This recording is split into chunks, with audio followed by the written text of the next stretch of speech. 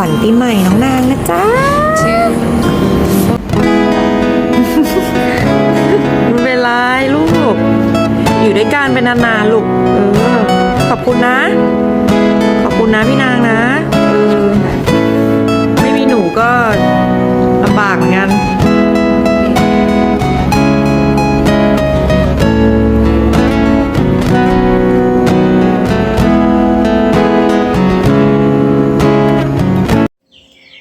สบายดีพี่น้องสวัสดีค่ะพี่น้องจ๋าวันนี้ก็มาพบพ่อกับซ่องสาวตุกชาแนลอีกคือเก่าเด้อ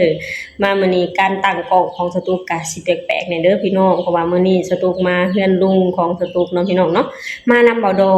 นเพิ่นมาแต่งลูกเนาะพี่น้องเพิ่นก็เลยให้เมียกับลูกมานำเนาะพี่น้อง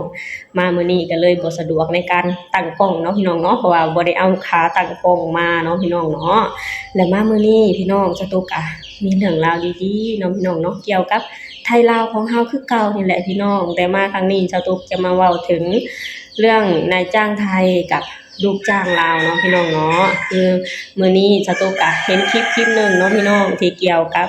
คลิปของแรงงานลาวนี่แหละพี่น้องแต่ว่าเพิ่นนะไปทำงานอยู่ที่ประเทศไทยเนาะพี่น้องไปทำงานอยู่ที่ร้านกาแฟร้านแบบร้านทำกาแฟลวกร้านเค้กนี่เนาะจะเป็นประมาณนี้เนาะพี่น้องซึ่งเพิ่นก็เป็นคนลาวเนาะพี่น้องแล้วก็ไปอยู่นำนายจ้างไทยเนาะแล้วทางนายจ้างไทยเพิ่นก็แบบว่าใจดีอบอุ่นนะพี่น้องแบบว่า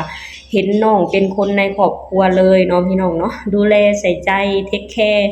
น้องคนนี้ทุกอย่างเนาะพี่น้องเนาะน้องก็ชื่อว่านางเนาะพี่น้องแต่ว่าบ่เจ้าตุ๊กก็บ่ฮู้ข้อมูลสิชัดเจนเนาะว่าน้องอยู่บ้านใดเนาะเพราะว่าถ้าตุ๊กก็ไปหาข่าวของเพิ่นหาข้อมูลของเพิ่นน่ะพี่น้องแต่ก็บ่เห็นเนาะพี่น้องเนาะว่าน้องเป็นคนแขวงใดเป็นคนบ้านใดเนาะพี่น้องฮู้แน่ๆก็แค่ว่าน้องเป็นคนลาวแล้วก็ไปอาศัย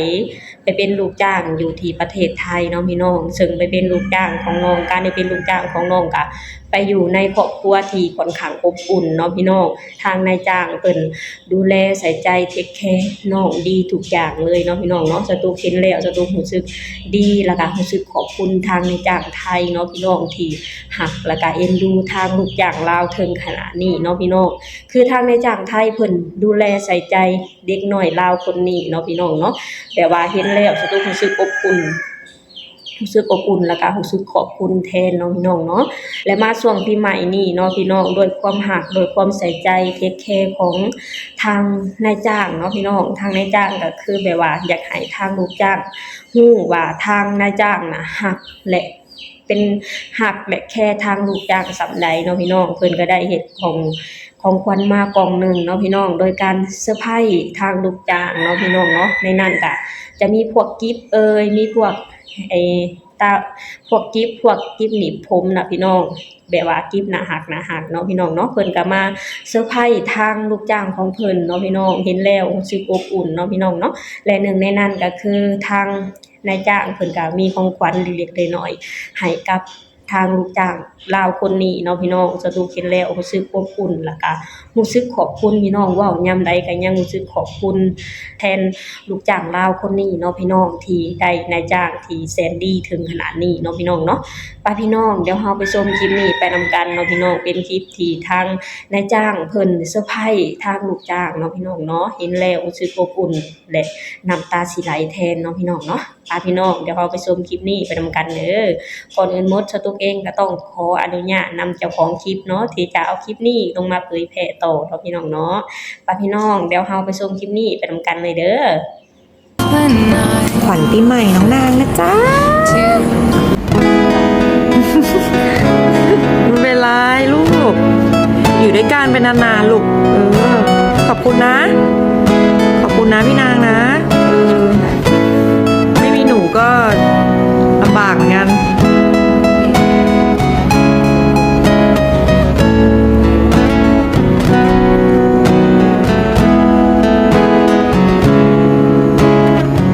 สวัสดีปีใหม่นะสวัสดีปีใหม่นะลูกนะ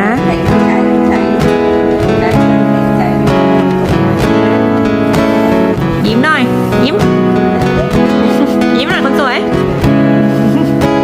นี่พี่น้องเป็นจังไดเห็นแล้วแล้วก็รู้สึกอบอุ่นรู้สึกขอบคุณเนาะพี่น้องเนาะซึ่งทางนายจ้างไทยเพิ่นก็ได้เซอร์ไพรส์เนาะพี่น้องโดยการเอิ้นลูกจ้างลาวคนนี้น่ะหรือน้องนางเนาะพี่น้องจะต้องขออนุญาตเอิ้นเพิ่นว่าน้องนางหรือขออนุญาตเอิ้นชื่อเพิ่นเนาะพี่น้องเนาะคือทางน้องนางคือทางนายจ้างเพิ่นก็เอิ้นมาแล้วก็มีการเซอร์ไพรส์เนาะพี่น้องเนาะแล้วก็เอาของขวัญมาให้ก็เป็นเงินจำนวน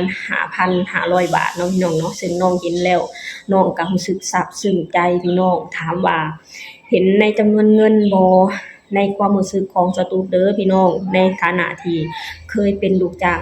มาก่อนเนาะพี่น้องเนาะด้วยความที่ว่าเฮาได้รับน้ำใจจากทางนายจ้างหรือได้รับความรักจากนายจ้างเนาะพี่น้องคำว่าเงินบ่ได้สำคัญเสมอไปเด้อพี่น้องเงินจะน้อยจะหลายส่ำใดบ่ได้สำคัญที่หัวใจเนาะพี่น้องเนาะสตูเองก็เคยไปทำงานอยู่ที่ประเทศไทยเนาะพี่น้องสตูก็ ตอนปีสุดท้ายที่สตุกจะมาเนาะพี่น้องเนาะปีสุดท้ายที่สตุกจะมาแล้วสตุกกะท้องเนาะพี่น้องในฐานะสิท้องน่ะสตุกกะแบบว่าได้รับความดูแลเทคแคร์จากเจ้านายหรือทางนายจ้างค่อนข้างดีเนาะพี่น้องแล้วมาสิ้นปีสตุกจะกลับมาบ้านเนาะมาคลอดลูกอยู่บ้านแล้วก็มาอยู่บ้านเลยแหละพี่น้องทางนายจ้างเพิ่นก็เอิ้นสตุกมาเนาะพี่น้องเอิ้นสตุกไปหา เพิ่นก็เอาเงินจำนวน 5,000 บาทให้สตุกเนาะพี่น้องถามว่าเงินสำคัญบ่ก็สำคัญเด้พี่น้องแต่ว่าจิตใจสำคัญกว่าเนาะพี่น้องเนาะถ้าหากว่าเพิ่นบ่ฮัก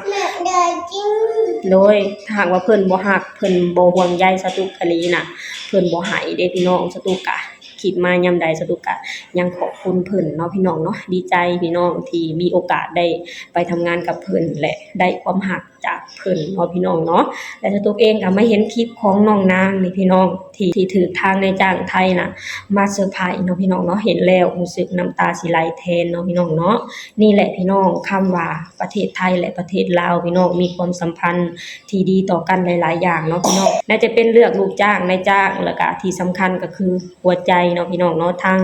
นายจ้างไทยให้หัวใจทางลูกจ้างลาวน่ะมา 100% เนาะพี่น้องเพื่อตอบแทนที่เฮาน่ะไปทำงานให้กับเพิ่นเนาะพี่น้องโดยลูกก็ได้พี่น้องเอ้ยเพิ่นเป็นไอ เพื่อตอบแทนที่ทางลูกจ้างน่ะไปทำงานให้เพิ่นด้วยความตั้งใจเนาะพี่น้องแค่นี้เพิ่นตอบแทนมาเฮาก็ดีใจแล้วเนาะพี่น้องเนาะ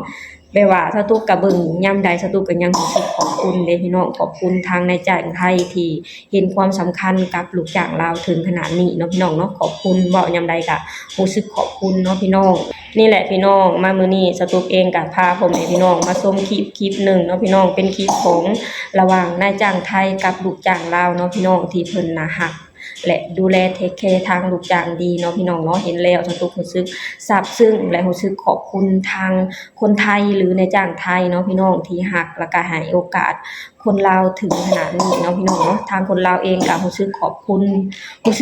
ณและสำนึกในบุญคุณของนายจ้างไทยอยู่เสมอเนาะพี่น้องเนาะ โอเคพี่น้องสำหรับคลิปนี้สตุกเองก็จะขอจบลงเท่านี้ก่อนเด้อฝากให้พี่น้องช่วยกดไลค์กดแชร์กดติดตามให้ช่องสาวตุก Channel หน่อยเด้อสบายดีสวัสดีค่ะ